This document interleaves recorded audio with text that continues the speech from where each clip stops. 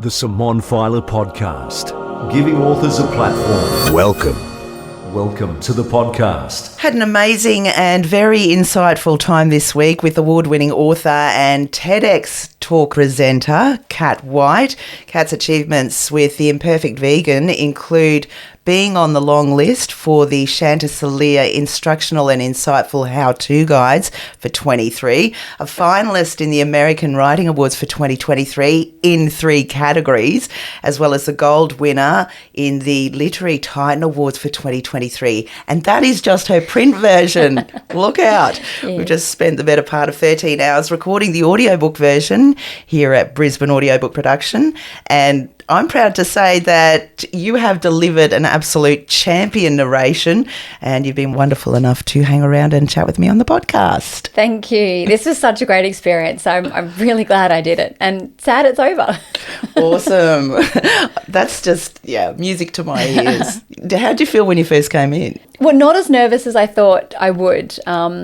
I guess because I've done a TED Talk, right? Yeah, so I've gotten used to the nerves on stage, and I did some vocal warm-ups in the car on the way here, so I felt a little prepared. But still, like when you walk into a new studio, or I haven't been to a studio before, a new studio, this is my first time recording anything in a proper studio. Yeah. So I was like, what's it like? What's the setup? And it was just cool to walk in and see it all, get my head around it, but then once you get rolling, it's fine. Yeah. Well, you delivered it like a rock star, really. You did. We've had conversations since then that you should be a narrator. Yeah, I'd love that. So colourful, so engaging, so warm, your tone, and honestly, like, you must have practiced your little heart out, because hardly any mistakes, Kat. Like, that's worth Thank you. A round of applause. Thank you. Well, I did. I read the book, as you advised, out loud at least 3 times. And do you know what? Actually, for any advice for anyone who's writing a book, reading it out loud, even if you're not planning on recording an audio, helps you pick up so many more things that you might have missed just by reading it. So that was invaluable for that. Yeah. And then in the week before this, I just kind of randomly pulled pages out and just read those just to practice rather than get in the habit of one flow. Yeah. Well, you did really well. Thank you. That's definitely true, picking out the errors, reading it out loud. Got to commend you on your editor as well, because I don't think we found maybe one. Yeah, and do you know, I was thinking about that. I'm not even sure if that was an error now. Oh, there was maybe that apostrophe. But it could go both ways. The apostrophe could go both ways. We had a conversation about that. Yeah, outstanding. Who was that? Rob Peace. Yeah. So I found him. G. He's great, and he's based in Canada, and he was just fantastic. So good. Yeah.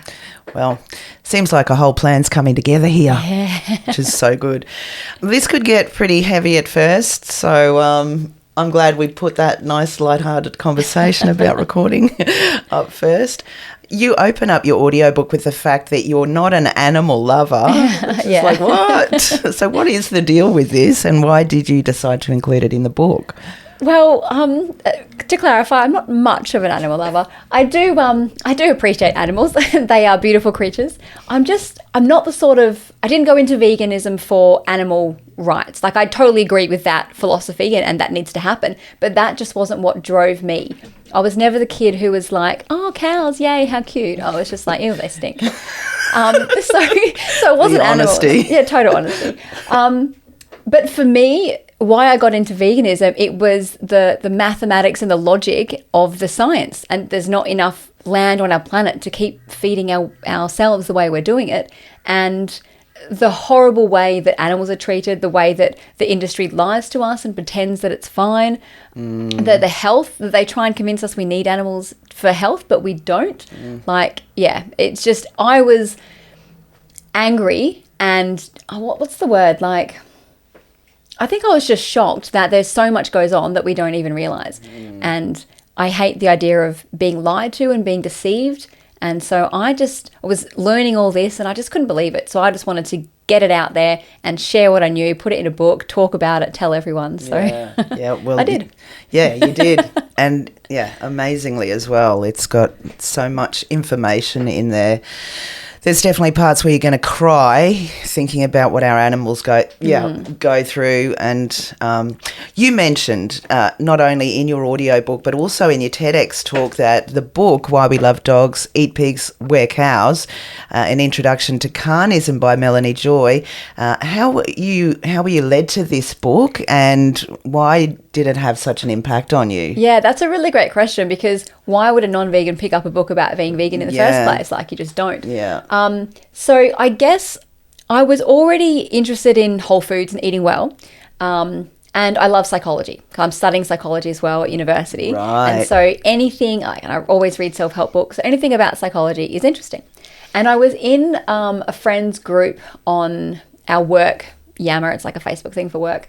And someone in that group posted about this book, it's Melanie Joy's book, and talked about the psychology of why we treat different animals differently in different parts of the world, and the psychology behind how we're brainwashed basically to think. And I was like, well, that's interesting. So I just read the book. And for me, it was just wanting to know about the psychology of how we work as humans. But she obviously talks about the horrible things that happen, the science and what's happening to our land and the climate change issues and everything like that. And as I was reading the book, I was having these thoughts in my mind. In the back of my mind, it was saying, I think I'm going to go vegan. I think I'm going to have to go vegan. Once it just clicked, it was this whole like, oh shit, now I need to do something about it. Now, yeah, like I must have heard this stuff before. Like, it's not news, right? We all know animals aren't treated very nicely and they're slaughtered and it's horrible. Yeah. But you don't know. So was that the first insight into you were ever thinking that you're a vegan? Had you ever looked into it before? Once before, very, very briefly, and not vegan, vegetarian. So we watched The Game Changers, so a documentary on Netflix years ago.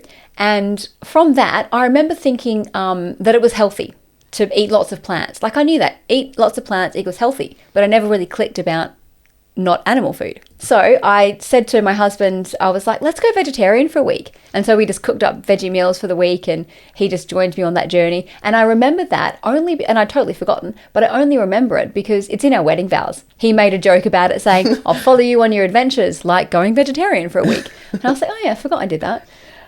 So that was really the first kind of foray into vegetarian. And I found some great meals that I liked, but didn't really consider vegan. But I guess it was just my exposure with my friend at work, this book, and then just kind of connecting those dots and thinking, okay, I know something now that I didn't really know before, but now I know it.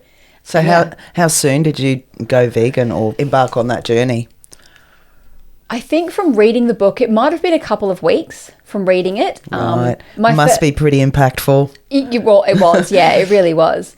There was a couple of questions I had because it was mostly based in America. And so I was like, oh, that myth, like, it's over there. It's not here. Yeah, exactly. That's America. So I asked my friend to tell me about what Australia is like. And I tried to look online to find resources about the Australian animal industry. And it's the same. It's the same everywhere, all around the world. So once I kind of couldn't get away with that excuse, then I was like, okay, I first started thinking I could eat like ethical meats, like pasture raised farms and all that. But once you get into the research and really try to find an excuse to keep eating meat, but yeah. Or really try and find that sort of farm that would be there. Yeah. Now that I've heard the Imperfect Vegan, they're very rare. Yeah, very. Crazy.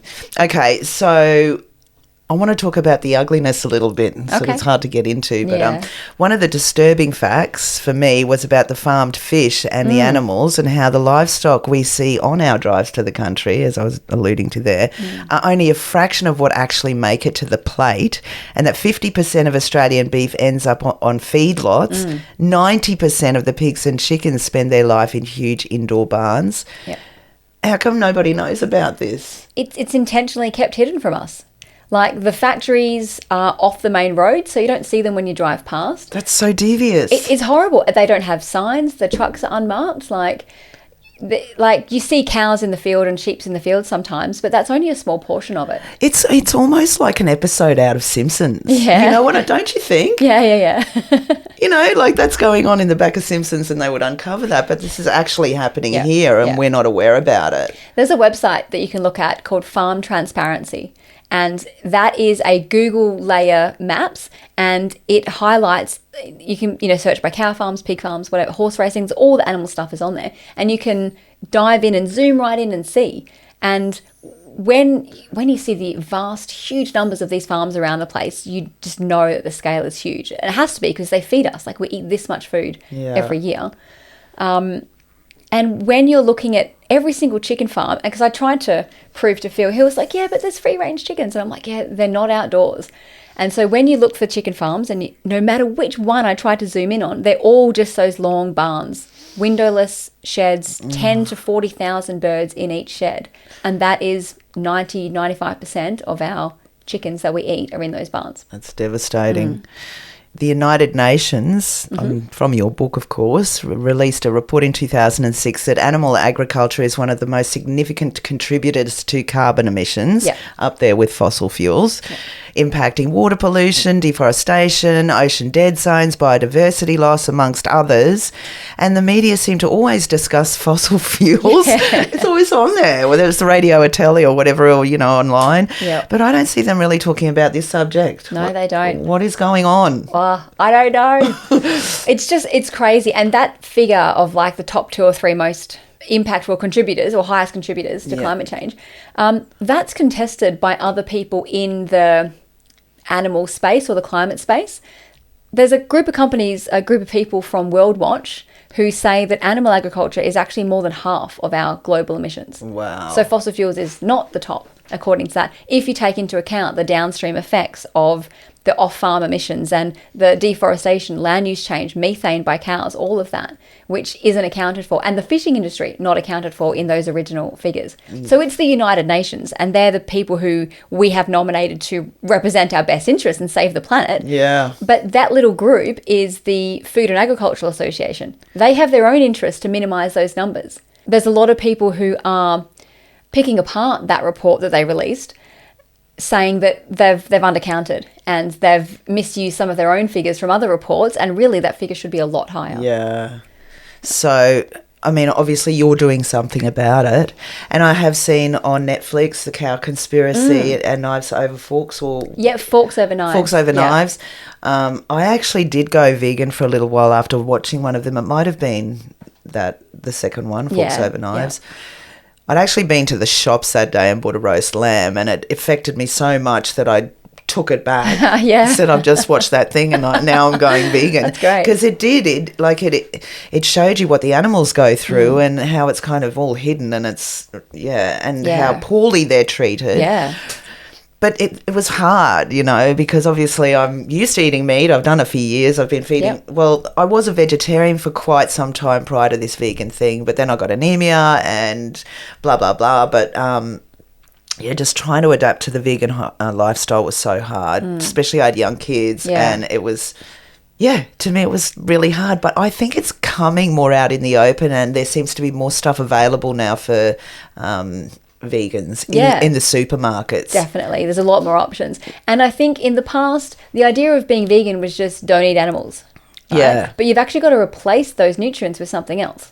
So if you don't do the research to understand what nutrients you're missing and how to replace them with plants, then definitely it's going to be hard. You're not going to have the energy that you should have, and it's going to be a struggle. Yeah. But there are ways to do it, and there's plenty of free advice online for anyone that wants to. And I don't think it's not that hard to try and find out what, you need to take to replace them. And you really don't really need much, from what I've heard in your book. Yeah. We don't need it. No. At all. No, we don't. The only thing we really need to take as a supplement, and this is my experience, not medical advice, is B12. And only because not only does it not come from, it doesn't come from our fruit and vegetables anymore like it used to when we ate out of the ground. Yeah. But it doesn't come from the animals either, because that's going to be the next they problem. get supplemented, right? So we're just eating, when we eat animal flesh, we're getting their supplement. So we may as well just take the supplement ourselves. Yeah. And doctors recommend that everyone, especially those over 50, take a B12 supplement regardless of their diet, because it's just not present enough anymore. Right.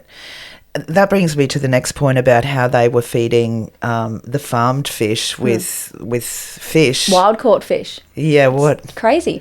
So fish are carnivores, right? They swim in the ocean. There's really only other fish to eat, so they eat each other. Yeah. Most of the fish. Some of them eat the plants.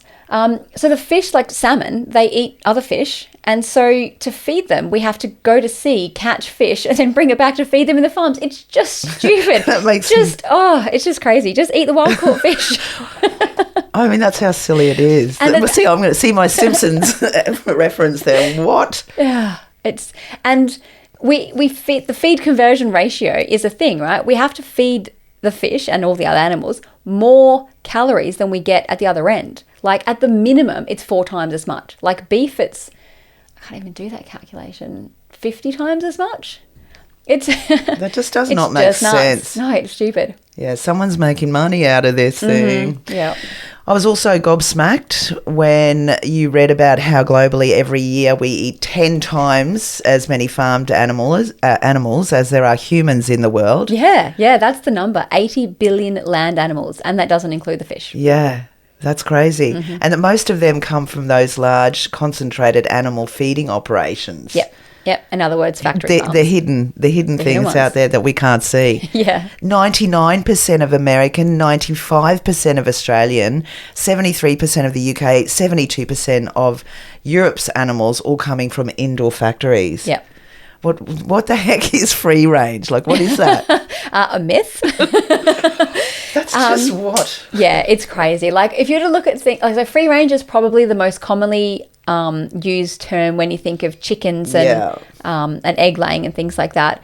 But it really doesn't mean anything. Do you want me to explain, like, what I say in the book, the criteria? Yeah, I think you should go into it a bit so people can have a taste that are listening. Okay, so a conventional chicken, not free range, a conventional chicken is raised for their whole lives in an indoor barn, no access to the outside. They're just in there from day dot till they die, which incidentally is only about 5 weeks because they're babies. Yeah, and they're artificially bred to grow as fast as possible. So they have all this extra weight, their limbs can't carry them. It's very, very sad. So that's a conventional chicken. And then a free range chicken, the terminology means that they need to have access to the outdoors for a part of the day. So I don't know how many hours that is, but it's a part of the day. But their access is just like a little hole in the wall, a little flap that they can get through if they can get past all the other chickens, because there's tens of thousands of birds in there. And they're very social creatures. They don't let each other go out in different places, right? They have their hierarchy in there. And then outside doesn't even have to be nice grass and free roaming. They can just be a little bit of concrete slab. And according to the RSPCA, the chickens are only obliged to be allowed outdoors once they're fully feathered. And that takes about 21 days. Wow. So that means they're indoors for 3 weeks and they can go out to a little bit of concrete for 2 weeks. If they can get there. If they can get there. And that's classified free range. What the heck? It's just stupid, isn't it? It's disgusting. I know, I'm like laughing, but it's not funny. And that kind of leads me on to, the TV advertising, when they're advertising, in particular, maybe products like butter and cheese and all the cows standing in the fields and everything, and that's not a thing. No, that's not a thing. That is marketing. Yeah, I've seen some small farms. Like I've got a friend I talk about in the book who's got a dairy farm down in Victoria, and I've seen his farm, and he has the cows outside on their fields, and he brings them in only twice a day to do the milking. They don't live in the big sheds. They go around the milking thing and then go back out to the field after that. So that's about as best as you're going to get, right? It's definitely not what we see on the ads and the packaging and that's probably how it started all to begin with. I mean from first hunter gatherer, but to farming, because we had the land then. And we didn't have that many people. Not that many people. We need to feed more people on less land, and that's why they're crammed in. And never mind what it's doing to our environment. Like all of that, that's disgusting what they go through. And then we're eating. I mean, they must be terrified, tortured, all of those animals, and we're eating that. Yeah, we do. We do take that on board. Yeah. All the stress hormones in them goes in our bodies. I can feel it, even having this conversation, how bad it is. And then, so leading on to then the climate, and basically we're going to just end. It's not a good thing if we want to be alive and keep the planet. No, it's not. It's not at all. If we keep going the way we're doing, we will literally die. We will kill our planet in like 50 years. It's not even a myth. That is a scientific. A lot of the climate scientists around the world are all agreeing on this thing. And yes, you get people out there who are saying, they're producing evidence to show that climate change itself is a myth or whatever, but that's the pseudoscience. Yeah. And yeah. Well, I could potentially think that I was one of those people that, say that climate change is not a thing. But when, going into depth about what they're doing with the animals and everything, and that, just that thing, 80 billion animals are eaten, every year. So they're bred and eaten every year. And they're taking away our land. There's so much information in the Imperfect Vegan. It is, unbelievably good. 80, what were you saying about the percentage of land, that we have 1% of the land, and how much is being used by the animals that we farm? So secretly out. Secretly, yeah. So we talk about urban sprawl, right? And we think that our cities are taking over the world, but they're not. All of the cities and all of the infrastructure in the whole world adds up to about 1% of the land. Yeah. So it's tiny. Yeah. It's negligible.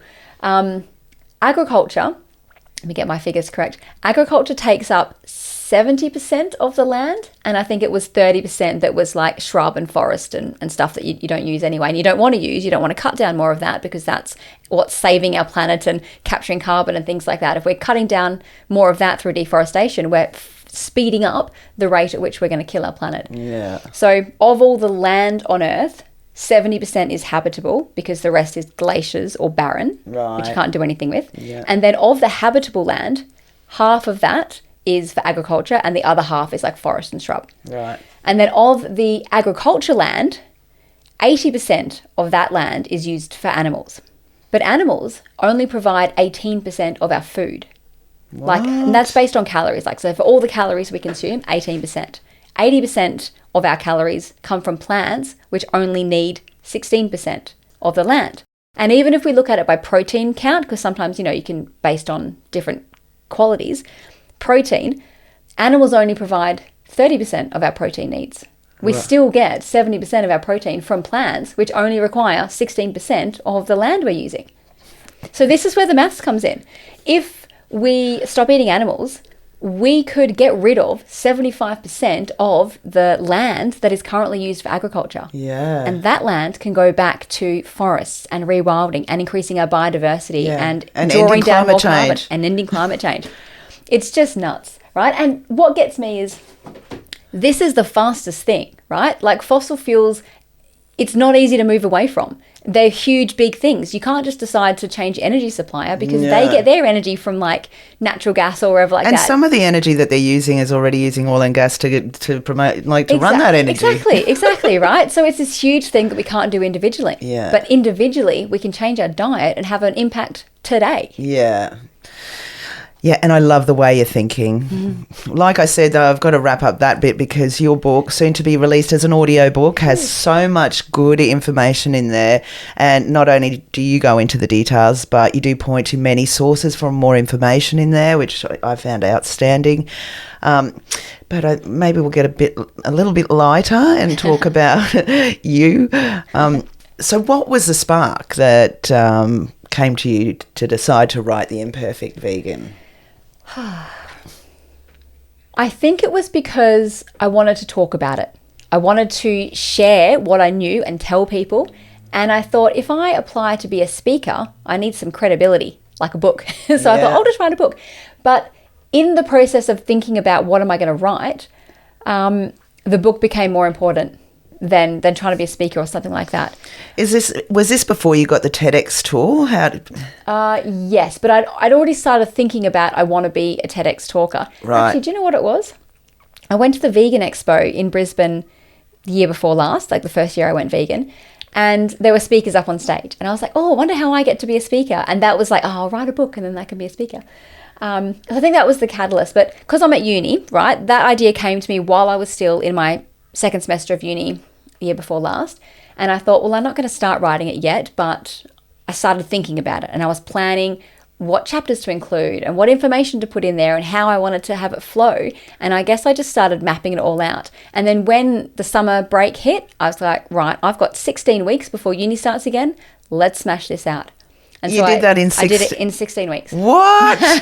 OMG, that's outstanding and amazing. I know this is going to sound a bit woo-woo, but I felt called to do it. Like it was a mission from the universe. As my skin crawls out of the room. But I did, honestly. I felt it was in me and it had to come out, and I loved the whole process.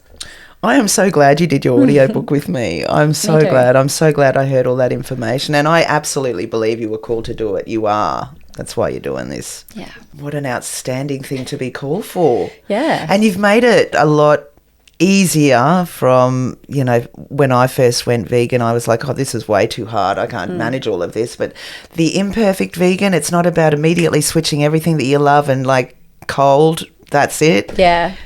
It's about doing what you can. Yeah.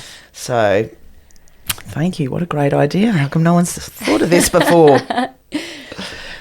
How did you start your journey with food and stuff to begin with? So you made the decision, you know, how was that for you? Okay, so I made the decision, and at first I didn't want to tell anyone because I was like, I don't know enough about it yet. Like, I feel like they're going to ask me too many questions. So I just kind of, I think I told my husband. I might have even left it a day or two before I mentioned to him that I just stopped eating animals. But we actually had a family holiday coming up. So we went away with my cousin and his family for Easter. So that's why I remember when my kind of vegan anniversary is, because it's always Easter.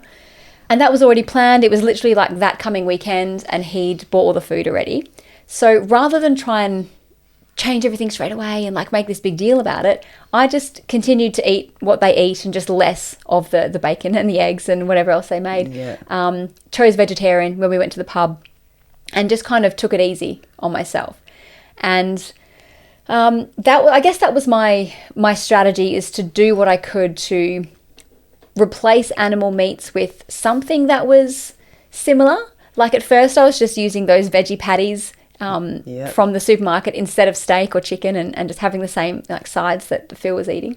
But I think the best thing I did was actually work with a dietitian. Right. So I knew that there are certain nutrients I'd be missing, and I wanted to make sure that I'm healthy. So I just booked in with a dietitian, did a 3-month plan with them, and had weekly check-ins. She was great. She even sent me like photos of what products are available in Woolies to go and buy. Oh, awesome. And it was just super helpful. Yeah. So do you think anybody that's thinking about becoming a vegan would need to see a dietitian? Don't need to, definitely not. No. There's so much advice online, and it's free. Yeah. Like you don't need to buy a book on it to learn about it. Yeah. Just Google it. Yeah. Right? Again, check your resources, and I do provide advice in the book about how to evaluate what you're reading to make sure it's true and credible.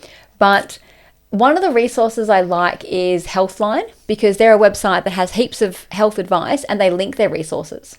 Right. So, and I mentioned that in the book too. Yeah. I was actually just looking, because there's ways that you can sort of get amongst it too. I'd never heard of veganary. Veganuary. So it's like January, but for vegans. Veganuary, yeah. And I've actually just done that this year.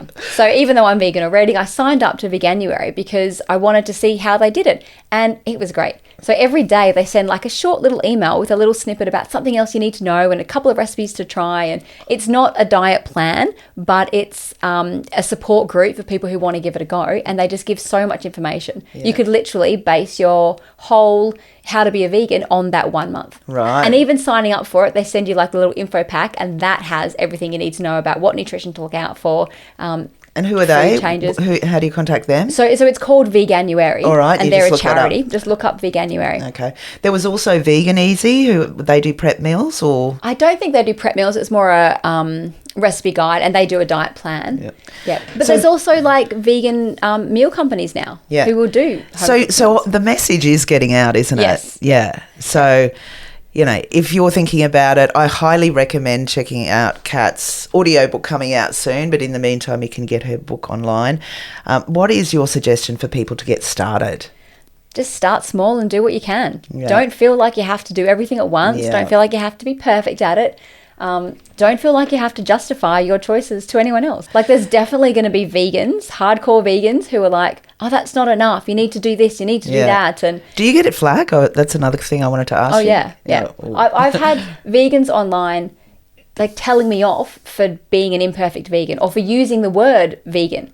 Right. Because it's all or nothing for them. It's got to be all or nothing. The official definition is about avoiding animal products completely. And so for me to like tamper that down, they say it reduces the original meaning and it may make people confused about what a vegan is. And And I get that there might be an element of that. Like, they're not wrong. No. But and ultimately, that's what you're striving to do. I am actually striving to change the meaning of the word vegan, because at the moment it's too exclusive for people to give it a go. They think, oh no, I can't be vegan. But actually you can be as vegan as you can be, and be vegan most of the time, and still make vegan choices without being told you're not good enough because you had an egg one day. Like That's right. So the less eggs that you have, though, the less the demand is going shopping, that you're buying those eggs. So if you only eat eggs one day, then that's already better than eating them 7 days. Yeah, definitely. Yeah. And same with cosmetics. You talk about all of this in your book. Yeah, all of that. And for me, it's not just helping the one person feel better about